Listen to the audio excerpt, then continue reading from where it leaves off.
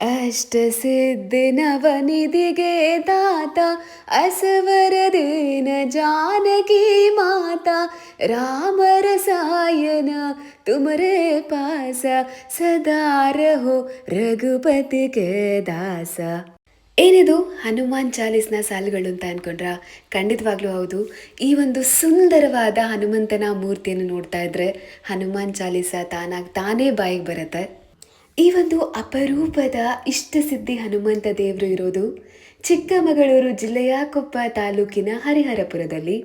ಇದು ಶ್ರೀ ಆದಿಶಂಕರಾಚಾರ್ಯರು ಸ್ಥಾಪಿಸಿದ ಪುಣ್ಯವಾದ ಪೀಠ.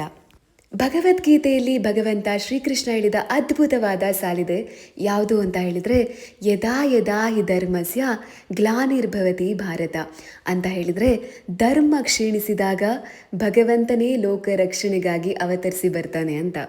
ಇದಕ್ಕೊಂದು ಪುಟ್ಟ ಉದಾಹರಣೆ ಅಂತ ಹೇಳಿದರೆ ನಾರಸಿಂಹನ ಅವತಾರ.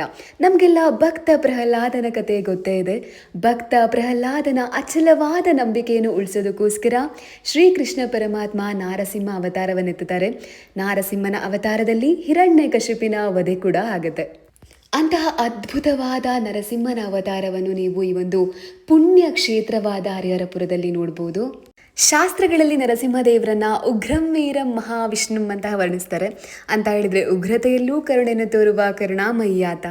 ಕೆಲವೊಂದು ಸ್ಥಳಗಳೇ ಹಾಗೆ ಅಲ್ವಾ, ನಾವು ಕಾಲಿಟ್ಟ ಕೂಡಲೇ ಮನಸ್ಸು ಮೌನವಾಗಿ ಹೃದಯ ಮಾತಾಡೋಕ್ಕೆ ಶುರು ಮಾಡುತ್ತೆ. ಅಂತ ಪುಣ್ಯವಾದ ಸ್ಥಳ ಹರಿಹರಪುರ ಕ್ಷೇತ್ರ. ನೀವು ಕೂಡ ಚಿಕ್ಕಮಗಳೂರಿಗೆ ಹೋದಾಗ ಈ ಒಂದು ಅದ್ಭುತವಾದ ಸ್ಥಳಕ್ಕೆ ಭೇಟಿ ನೀಡಿ ನರಸಿಂಹಸ್ವಾಮಿ ಹಾಗೂ ಆಂಜನೇಯ ದೇವರ ದರ್ಶನವನ್ನು ಮಾಡಿ ಆ ಒಂದು ದೇವರ ಕೃಪೆಗೆ ಪಾತ್ರರಾಗಿ ಅಂತ ಹೇಳ್ತಾ ಈ ವಿಡಿಯೋ ಮುಗಿಸ್ತಾ ಇದ್ದೀನಿ. ಎಲ್ಲರಿಗೂ ಧನ್ಯವಾದಗಳು.